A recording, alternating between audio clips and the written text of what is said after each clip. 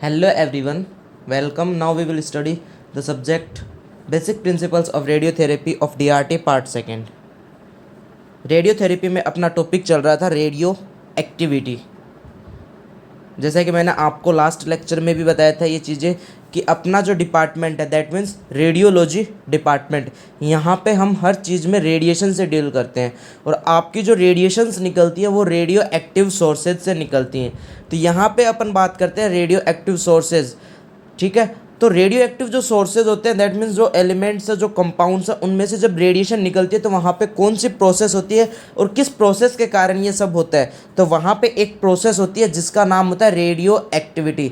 अब radio activity में होता क्या है कि जितने भी आपके रेडियो एक्टिव सोर्सेज है इनके अंदर डिसइंटीग्रेशन होता है, ठीक है। इनके जो एटम्स हैं, इनके जो मॉलिक्यूल्स हैं, उनके अंदर डीके होता रहता है, दैट मीन्स वो टूटते रहते हैं, ठीक है। होता क्या है कि वो अनस्टेबल स्टेट में होते हैं और वो स्टेबल स्टेट में जाना चाहते हैं, और इसी कंडीशन को पूरा करने के लिए दैट मीन्स अनस्टेबल स्टेट से स्टेबल स्टेट में जाना, इसी कंडीशन को पूरा करने में वो हमेशा लगे रहते हैं। ना तो वो स्टेबल स्टेट में जा पाते हैं, ठीक है, वो हमेशा डीके होते रहते हैं, न्यूट्रॉन्स प्रोटॉन्स इनका एमिशन दैट मीन्स, या फिर X rays, gamma rays, beta particle, alpha particle इनका एमिशन करते रहते हैं और वहाँ पे डिसइंटीग्रेशन होता रहता है। तो ये जो पूरी प्रोसेस होती है ये क्या कहलाता है, आपकी रेडियो एक्टिविटी कहलाती है।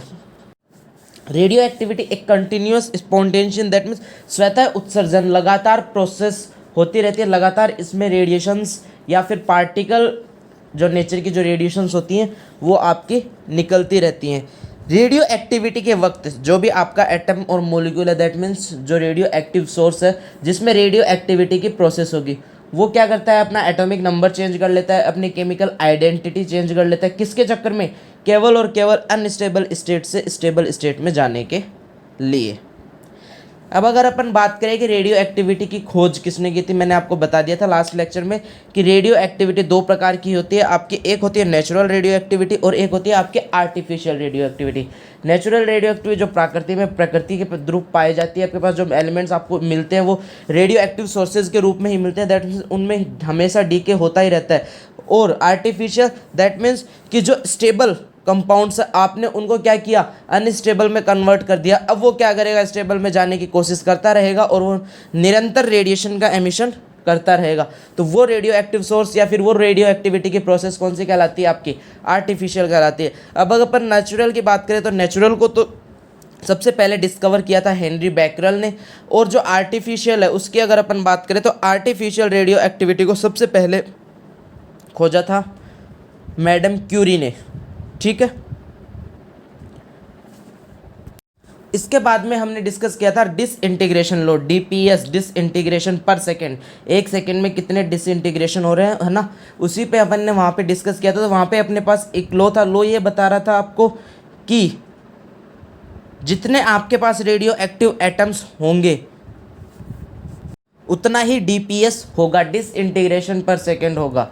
जितना disintegration that means atoms radio active के जो सोर्सेज हैं दैट मीन्स वो आपके पास ज़्यादा होंगे तो डिसइंटीग्रेशन ज़्यादा होगा, और अगर वो कम है तो वहाँ पे ऑब्वियस सी बात है डिसइंटीग्रेशन कम होगा। इसी फॉर्मूले को पढ़ते हुए, इसी लॉ को पढ़ते हुए हमने वहाँ पे एक लास्ट के अंदर फॉर्मूला डेराइव किया था जो था n is equal to n nought e की power minus lambda t. n क्या था वहाँ पे, दैट मीन्स कि डीके के बाद में या फिर number of atoms after disintegration, disintegration के बाद में कितने एटम्स बचे, एन नोट यहाँ पे initial number of atoms, starting में कितने नंबर ऑफ एटम्स थे, ई यहाँ पे लॉगरिथम है, लैम्डा और टी, लैम्डा यहाँ पे क्या था आपका डीके कांस्टेंट था और टी आपका यहाँ पे क्या था, टाइम था। तो ये सारी चीज़ें हमने डिस्कस की थी। अब आज का जो हमारा मेन टॉपिक रहेगा वो दो मेन टॉपिक है, एक है हाफ लाइफ के बारे में डिस्कस करना, और दूसरा दैट मीन्स कि रेडियो एक्टिविटी दो प्रकार की होती है। तो हम यहाँ पे नेचुरल रेडियो एक्टिविटी और आर्टिफिशियल रेडियो एक्टिविटी के बारे में डिस्कस करेंगे। Now we will discuss about the half life of a radioactive source.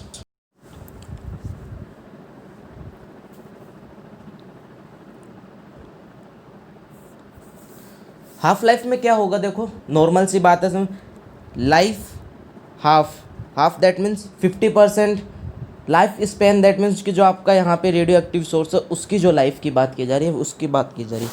होता क्या है हाफ लाइफ, दैट मीन्स वो टाइम ड्यूरेशन जिस टाइम में, जो ऑब्वियस सी बात है आपको पता है कि आपका जो रेडियो एक्टिव सोर्स है वो लगातार डीके हो रहा है, टूट रहा है, ठीक है। तो दैट मीन्स कि जहाँ पे एक ऐसी कंडीशन आएगी जब उसके जो एटम्स हैं वो आधे डिसइंटीग्रेट हो चुके होंगे और वहाँ पे आधे ही बचे होंगे। ऑब्वियस सी बात है रेगुलर आपका जो एटम है डिसइंटीग्रेट हो रहा है, एटम्स के मॉलिक्यूल टूट रहे हैं, तो वहाँ पे एक टाइम ऐसा आएगा कि जिस टाइम पे वहाँ उस पूरे एटम के जो स्टार्टिंग में जो मॉलिक्यूल्स थे, जो एटम्स थे, उनमें से आधे तो डिसइंटीग्रेट हो गए और केवल कितने बचे हैं वहाँ पे, आधे और बचे हैं। तो दैट मीन्स ये जो टाइम ड्यूरेशन यानी जिस टाइम पे ये चीज़ें होती है, दैट मीन्स जिस टाइम पे केवल और केवल आधे वहाँ पे एटम्स बचते हैं, वो टाइम ड्यूरेशन ही क्या कहलाता है, उस रेडियो एक्टिव सोर्स की हाफ लाइफ कहलाती है। एक बार दोबारा से समझना इसको। कोई भी आपका जो रेडियो एक्टिव सोर्स होता है उसमें कंटिन्यूअस लगातार डिसइंटीग्रेशन डीके होता रहता है, दैट मीन्स लगातार एटम्स टूटते रहते हैं और रेडिएशन निकलती रहती है। अब एक टाइम ऐसा आएगा जब उसके दैट मीन्स जो इनिशियल जो स्टार्टिंग में जितने एटम्स थे उस सोर्स में, उसके आधे एटम्स डीके हो चुके हैं, दैट मीन्स टूट चुके हैं, और वहाँ पे कितने बचे हैं, आधे ही बचे हैं। तो वो टाइम ड्यूरेशन जहाँ पे ये कंडीशन आती है कि जब आपका कोई भी रेडियो एक्टिव सोर्स है उसमें से आधे एटम डिसइंटीग्रेट हो चुके हैं और आधे ही बचे हैं, वो टाइम ड्यूरेशन क्या कहलाता है, आपका हाफ लाइफ कहलाता है। इसकी थ्योरी देखते हैं अपन। The half life of a radioactive element is defined as the time taken for the half of the number of the atoms to disintegrate.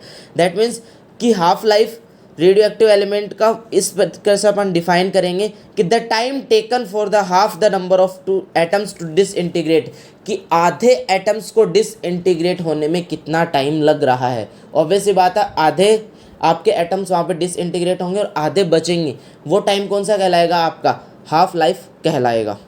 From the law of radio active disintegration, तो जैसा कि अभी अपन ने बात की थी radio active disintegration के law की, तो वहाँ से अपने पास एक फॉर्मूला आया था n is equal to N naught ई की power lambda T.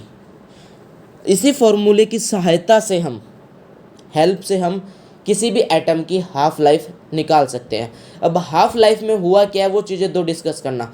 If t is equal to t 1/2, that means कि हमने यहाँ पे कंसिडर किया है, हमने सपोज किया है कि अब आपका टाइम कितना हो चुका है, हाफ हो चुका है। दैट मीन्स वो टाइम आ चुका है कि जब आपके नंबर ऑफ मॉलिक्यूल्स कितने बच गए, आधे बच गए, ठीक है। तो आपकी जो n की वैल्यू है, n यहाँ पे क्या था, डिसइंटीग्रेशन के बाद में कितने एटम्स बचे हैं। ऑब्वियस ये बात है टाइम आधा हो चुका है, दैट मीन्स टी हाफ, ठीक है। तो उसके बाद में जो आपके एटम्स हैं वो कितने बचेंगे, तो n की वैल्यू आपकी चेंज होगी। इनिशियल तो जितने थे उतने ही बात करेंगे अपन। अब इनिशियल जो थे उसके कितने होंगे उस टाइम में, हाफ होंगे। डेफिनेशन के अकॉर्डिंग हम यही बोल रहे हैं। तो यहाँ पे n की वैल्यू आती है आपकी n is equal to n0/2। इस चीज़ को एक बार दोबारा समझ लेना कि अपन सपोज कर रहे हैं कि हाफ टाइम में कितने नंबर ऑफ एटम्स मिलेंगे, तो t is equal to t half हो गया, और उस वक्त आपके जो number of atoms after disintegration होंगे वो होंगे n is equal to n0/2। अब जैसे ही ऊपर वाला जो फॉर्मूला है अपना, इसमें हम वैल्यू रखेंगे ये, तो n की जगह हमने रखा n0/2 is equal to n0 आपका एज इट इज़ e की पावर माइनस लैम्डा, और t की जगह हमने यहाँ पे रख दिया t 1/2। दोनों तरफ n0 आपका कैंसिल हो जाएगा और आपके पास यहाँ पे फॉर्मूला बचेगा 1/2 इज इक्वल टू ई की power minus lambda t 1/2। Derivation को अच्छे से समझना है। यहाँ पे हमने किया क्या है, t की जगह t हाफ रखा है, n की जगह n0/2 रखा है। n की जगह जब अपन n0/2 रखते हैं तो आपके पास फॉर्मूला आता है n0/2 is equal to n0 ई की पावर माइनस लैम्डा t 1/2। यहाँ से जब हम n0 को कैंसिल करते हैं तो आपके पास में फॉर्मूला मिलता है 1/2 इज इक्वल टू ई की पावर माइनस लैम्डा t 1/2। अब आगे क्या होता है इस डेरिवेशन में डिस्कस करते हैं।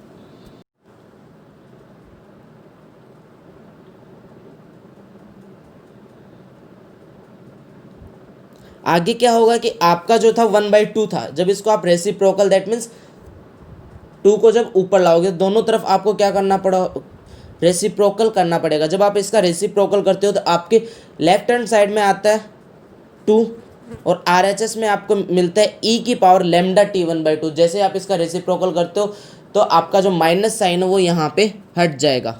अब जैसे आपको पता है कि ई की वैल्यू को हटाने के लिए आपको दोनों साइड log लेना पड़ेगा। तो जैसे आप दोनों साइड log लोगे तो इस साइड अगर अपन log लेते हैं तो आपके पास आता है log2 = और उधर आपका ई से log की value say that means he हट जाएगा, ई कैंसिल हो जाएगा और आपके पास बचेगा λt1/2। अब अपने को वैल्यू किसकी चाहिए, t1/2 की। तो हमने लैम्डा को ट्रांसफ़र किया log2 के नीचे, ठीक है। t1/2 = 0.693/λ और log2 की जो वैल्यू होती है वो कितनी होती है, 0.693। लैम्डा क्या था यहाँ पे, डीके कांस्टेंट था। अब अगर हमें किसी भी रेडियो एक्टिव सोर्स का अगर डीके कांस्टेंट पता है तो उसकी वैल्यू लैम्डा की वैल्यू हम यहाँ पे रख के उस रेडियो एक्टिव सोर्स की हाफ लाइफ के बारे में पता लगा सकते हैं। एक बार दोबारा से देख लो इसको, डेरिवेशन को। वहाँ पे अपने पास फॉर्मूला आया था 1/2 = e⁻−λt1/2। तो जैसे हम इसका रेसिप्रोकल करते हैं, उल्टा करते हैं, तो एक तरफ तो आता है 2 बचता है और दूसरी तरफ माइनस साइन हट जाएगा, e⁻λt1/2। दोनों तरफ जब अपन log लेते हैं तो इस तरफ आपके पास आता है log2 और उस तरफ आता है आपका λt1/2। जैसे आप log2 के नीचे लैम्डा को ले के आते हो तो आपके पास t1/2 की वैल्यू आ जाती है। log2 की वैल्यू होती है 0.693, इस वजह से t1/2 की वैल्यू होती है 0.693/λ। अब अपन बात करते हैं कुछ रेडियो एक्टिव सोर्सेज की कि उनका अपने को डीके कांस्टेंट पता भी है और उनकी हाफ लाइफ अपन ने निकाल रखी है, तो उनकी हाफ लाइफ कितनी होती है। रेडियम 226, फर्स्ट ऑफ ऑल मैं आपको बता देता हूँ कि यहाँ पे हमने 4 लिखे हैं, सीजियम 137, कोबाल्ट 60, इरिडियम 192। यहाँ पे ये 226, 137, 60, 192 है क्या, ये इनका एटॉमिक वेट है, ना कि इनका एटॉमिक नंबर। तो जैसे कि अगर इनकी बात की जाए कि रेडियम जो आपका 226 है उसकी हाफ लाइफ होती है 1622 ईयर्स, दैट मीन्स 1622 साल में वो आधा डिसइंटीग्रेट होगा। सीजियम 137 है वो 30 साल में हो जाएगा आपका। कोबाल्ट 60 है वो 5.26 साल में ही क्या हो जाएगा, आधा डिसइंटीग्रेट हो जाएगा। और अगर अपन इरिडियम 192 की बात करें तो ये हो जाएगा आपका 73.8 डेज, दैट मीन्स इसको आधा डिसइंटीग्रेट होने में 74 डेज भी नहीं लगेंगे, 73 डेज में ही ये डिसइंटीग्रेट हो जाएगा। अब अपन बात करते हैं ग्राफ की कि आपका जो ग्राफ होगा हाफ लाइफ का वो किस तरीके से बनेगा। तो यहाँ पे अपने पास 2 चीज़ें हैं, एक तो नंबर ऑफ हाफ लाइफ, ठीक है, दूसरा percentage of the parent isotope remaining, that means कि पेरेंट जो आपका जहाँ से डिसइंटीग्रेट होना चालू हुआ है वो कितना बचा है, रिमेनिंग यहाँ पे कितना बचा है, कितना परसेंटेज में बचा है। अपन ने स्टार्टिंग में लिया उसको, ग्राफ जो अपन बना रहे हैं स्टार्टिंग में अपन के पास कितना था, वो 100% था। एक हाफ लाइफ जो बाई फर्स्ट तो वो कितना हुआ, 50 हुआ। ग्राफ को आप देख सकते हो, समझ सकते हो। ऊपर वाला इन्होंने डायग्राम भी बनाया, डायग्राम के थ्रू अपन समझ रहे हैं कि ऊपर जो था फर्स्ट शो था जब सारे के सारे रेड डॉट है, दैट मीन्स सारे के सारे एटम आपके पास थे। अब यहाँ पे आधे बचे हैं, आधे डिसइंटीग्रेट हो गए 50%। जैसे आपकी सेकेंड हाफ लाइफ हुई तो पहले 50 था, अब 50 का आधा कितना होगा, 25, दैट मीन्स 25% वहाँ पे बचेंगे, बाकी के डिसइंटीग्रेट हो चुके। थर्ड हाफ लाइफ में जाओगे तो यहाँ पे आपके पास बचेंगे 12.5, ठीक है। इस तरीके से हाफ लाइफ जैसे जैसे आपकी बढ़ती जाएंगी, जैसे जैसे आपका जो एटम्स है वहाँ पे उनका डिसइंटीग्रेशन दैट मीन्स वो 50% होते जाएंगे, घटते जाएंगे और आधे होते जाएंगे। एक चीज़ का ध्यान रखना, यहाँ पे जो ये वैल्यू है ग्राफ अगर अपन बनाते हैं, जहाँ पे ये लास्ट में नंबर ऑफ हाफ लाइफ्स है, यहाँ पे नीचे ग्राफ कभी भी टच नहीं करता, दैट मीन्स ग्राफ की वैल्यू 0 नहीं आएगी। जो आपका रेडियो एक्टिव सोर्स है उसकी रेडियो एक्टिविटी उसकी कभी भी 0 नहीं हो सकती, वो हमेशा डिसइंटीग्रेट होगा। अपन ये मान सकते हैं कि वो रेडिएशन कम देने लग जाएगा, उसकी पावर कम हो जाएगी, बट 0 वैल्यू नहीं हो सकती।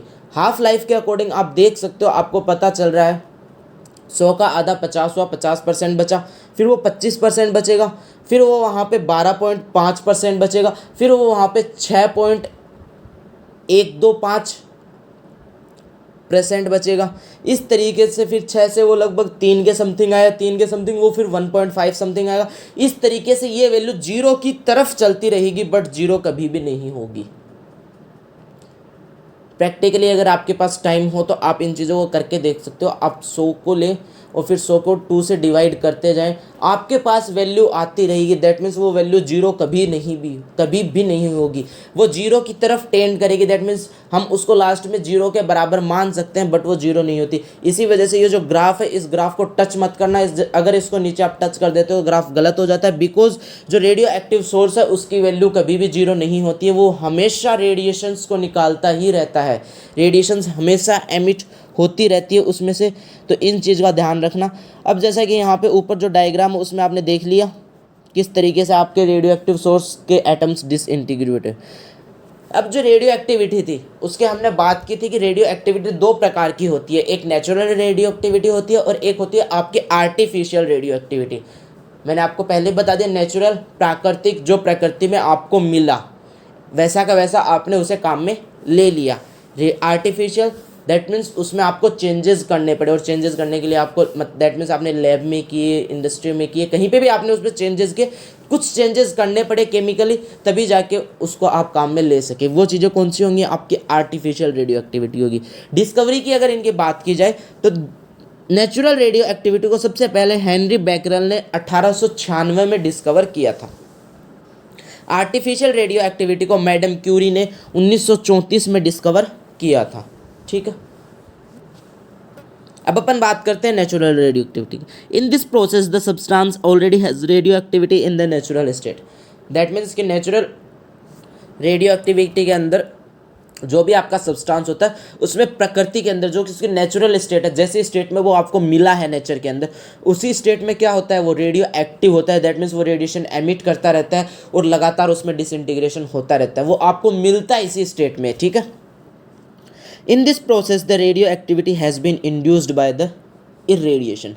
यहाँ पे क्या होता है कि आपको इरेडिएशन दैट मीन्स उसके रेडिएशन देनी पड़ती है, उसको आपके उसके अंदर केमिकल चेंजेस कराने पड़ते हैं, फिर वहाँ पे क्या होती है कि रेडियो एक्टिविटी की प्रोसेस इंड्यूस्ड होती है, दैट मीन्स उत्पन्न होती है। नेचुरल में प्रकृति में जैसा सब्सटेंस था वो एज इट इज़ आपको रेडियो एक्टिव सोर्स के रूप में मिलेगा, और जो आर्टिफिशियल है वहाँ पे आपको उसको रेडियो एक्टिव बनाना पड़ेगा। There are about 300 different nuclides from which 25 are radioactive with sufficiently long period so that they exist even today। अगर अपन बात करें कि टोटल 300 डिफरेंट न्यूक्लियाइड्स में से केवल 25 ऐसे हैं कि जो रेडियो एक्टिव हैं with sufficiently long period, that means उनका जो टाइम पीरियड है वो भी क्या है, ज़्यादा है। So that they exist even today, इसीलिए वो आज तक क्या है, एग्जिस्ट हैं। भाई ऑब्वियस ही बात है, आपको जो पता है कि रेडियो एक्टिव सोर्स है वो लगातार डिसइंटीग्रेट हो रहा है। अब आपके जो नेचुरल रेडियो एक्टिव सोर्स है उनका टाइम पीरियड ज़्यादा है, तभी आज तक वो हैं, बिकॉज नेचुरल जो रेडियो एक्टिव सोर्स है वो पहले भी थे। अगर वो उनका जो हाफ लाइफ थी अगर वो उनके कम होती तो आज तक वो अपने पास होते नहीं। दैट मीन्स होते, उनकी जो पावर थी वो बहुत कम हो चुकी होती, उनके हाफ लाइफ ज़्यादा होने के कारण क्या वो आज तक प्रेजेंट है। Over 1000 artificial radionuclides have been created and identified. और अभी तक अगर अपन लैब की बात करें, अपनी केमिकली जो अपन कर रहे हैं, प्रैक्टिकल्स कर रहे हैं, उनके अकॉर्डिंग हमने अभी तक 1000 आर्टिफिशियल न्यूक्लियाइड्स क्रिएट कर चुके हैं, अपन आइडेंटिफाई कर चुके हैं। जो भी साइंटिस्ट है जो करते हैं काम, उन्होंने अभी तक 1000 रेडियो न्यूक्लियाइड्स नए बना दिए हैं। They are continuously created and decay into radioactive series. Continuously अपन इनको क्रिएट करते रहते हैं, दैट मीन्स मिलते रहते हैं अपने को, और ये हमेशा इनकी जो रेडियो एक्टिव सीरीज़ है वहाँ पे इनका डीके होता रहता है। The radioactive series are created artificially. अब जो आर्टिफिशियल होगा वहाँ पे सारी चीज़ें आर्टिफिशियली होंगी, मैन मेड होंगी, हर चीज़ें आदमी कर रहे हैं, साइंटिस्ट कर रहे हैं। Created artificially with the name of parent nuclide of the longer period. हम ऑब्वियसली बात है, कोई भी आर्टिफिशियल रेडियो न्यूक्लियाइड बनाएंगे तो किसी एलिमेंट की सहायता लेंगे, और वो एलिमेंट क्या कहलाएगा, फिर पेरेंट एलिमेंट कहलाएगा वहाँ पे। तो दैट मीन्स कि जो पेरेंट न्यूक्लियाइड्स हैं उनकी सहायता लेके यहाँ पे रेडियो न्यूक्लियाइड की रेडियो एक्टिव सीरीज़ बनाई जाती है, और फिर उन्हीं के according, that means parent nuclide के अकॉर्डिंग उनकी नेमिंग की जाती है। नेचुरल रेडियो एक्टिविटी की अगर यहाँ पे बात की जाए तो natural radio activity is shown by the elements with high atomic number that is greater than 83 with some exceptions like potassium 40. That means कि अगर अपन पीरियोडिक टेबल की बात करें तो वहाँ पे वो एलिमेंट्स जिनका एटॉमिक नंबर 83 से ज़्यादा है वहीं पे आपको ज़्यादातर नेचुरल रेडियो एक्टिव सोर्स मिलेंगे। That means natural radio activity मिलेगी। एक एक्सेप्शन है पोटेशियम 40 जिसका एटॉमिक नंबर 83 से कम है और वो रेडियो एक्टिव है। आर्टिफिशियल अगर रेडियो एक्टिविटी की बात की जाए तो यहाँ पे अपन खुद बना रहे हैं, हम लो एटॉमिक नंबर को भी कन्वर्ट कर सकते हैं और हाई एटॉमिक नंबर को भी कन्वर्ट कर सकते हैं। Artificial radioactivity can be induced in high as well as low atomic number such as cobalt 60 caesium 137। That means यहाँ पे अपन हाई भी काम में ले सकते हैं और लो भी काम में ले सकते हैं। There is no requirement of nuclear reactors for their formation. That means obvious बात है कि आपका जो नेचुरल जो आपकी रेडियो एक्टिविटी है वहाँ पे आपको बनाना नहीं पड़ रहा है, केवल ढूंढने पड़ रहे हैं एलिमेंट्स को, आपको निकालने पड़ रहे हैं। ठीक है, जैसे आपका एलिमेंट मिला वो रेडियो एक्टिव मिलेगा। ठीक है, तो यहाँ पे आपको उनको बनाने के लिए कोई भी न्यूक्लियर रिएक्टर्स की ज़रूरत नहीं पड़ने वाली। बट आर्टिफिशियल में क्या, जब आप बनाओगे दैट मीन्स वहाँ पे न्यूट्रॉन्स का बम्बार्डमेंट, उनको रेडिएशन दोगे, उनको स्टेबल से क्या करना पड़ेगा, आपको अनस्टेबल करना पड़ेगा। ऑब्वियस बात है, अगर आप किसी भी एटम्स को अनस्टेबल से स्टेबल करते हो तो वो ईजिली हो जाता है, बिकॉज वो खुद क्या चाहता है कि स्टेबल स्टेट में जाए।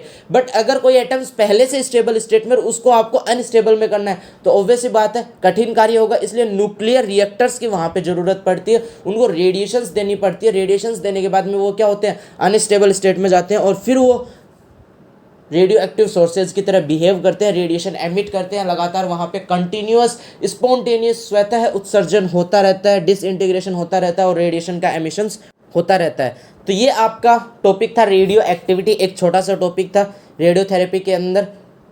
रेडियो एक्टिविटी का आपका क्वेश्चन जो एग्जाम में आता है वो लंबा क्वेश्चन नहीं आता है, दैट मीन्स लॉन्गर क्वेश्चन, बड़ा क्वेश्चन यहाँ पे नहीं आएगा। छोटा क्वेश्चन शॉर्ट नोट के अंदर बहुत बार रेडियो एक्टिविटी के बारे में पूछ लेता है, या फिर एक शॉर्ट नोट में डिफरेंस पूछ लेता है यहाँ पे आपका आर्टिफिशियल या फिर नेचुरल रेडियो एक्टिविटी के बारे में। तो जैसा कि अगर अपन बात करें यहाँ पे कि अगर आपका क्वेश्चन 5 नंबर का आता है, छोटा आता है, तो आप उसके अकॉर्डिंग लिखोगे। जैसे आपका क्वेश्चन इंक्रीज करते हो, फॉर एग्जांपल आपसे रेडियो एक्टिविटी की डेफिनेशन पूछे तो वहाँ पे फिर आपको डिसइंटीग्रेशन लो को भी बताना होगा, आपको हाफ लाइफ को भी बताना होगा। अगर क्वेश्चन गलती से लंबा आ भी जाता है तो फिर आपको यहाँ पे natural radio activity, artificial radio activity, graph, everything यहाँ पे बतानी होगी। दैट मीन्स डिपेंड करता है क्वेश्चन के नंबर पे कि आपको कितना डेराइव करना है। ज़्यादातर क्वेश्चन छोटा ही पूछा जाता है रेडियो एक्टिविटी का।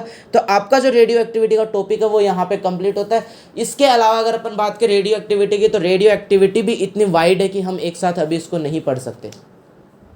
हर एक अलग अलग अगर रेडियो न्यूक्लाइड की अपन प्रोसेस पढ़ें कि वहाँ पे उसको कौन सी रेडिएशन हम देंगे तब वो आपका आर्टिफिशियल में चेंज होगा, यहाँ पे से कौन से प्रोटॉन्स निकलते हैं, कौन से न्यूट्रॉन्स निकलते हैं, क्या चीज़ें, कौन सी प्रोसेस होती है, कितनी एनर्जी निकलती है, कितनी एवरेज एनर्जी कौन सी होती है, ये सारी चीज़ें अगर अपन पढ़ने लगे यहाँ पे तो अभी आपका यहाँ पे दैट मीन्स बहुत लंबा, हर एक जो आपका यहाँ पे अपन बात करें रेडियोथेरेपी की, ऑब्वियस बात है कि अपना जो कोर्स है यहाँ पे वो डिप्लोमा का कोर्स है। डिप्लोमा में जितनी भी चीज़ें आपको पढ़नी है आपको केवल उनको सुपरफिशियली पढ़नी है, वाइडली नहीं पढ़नी है। वाइडली अगर आप पढ़ने लगे तो एक सब्जेक्ट का सिलेबस और एक टॉपिक का सिलेबस आपका बराबर होगा। तो यहाँ पे आपकी रेडियो एक्टिविटी ख़त्म होती है। Thank you.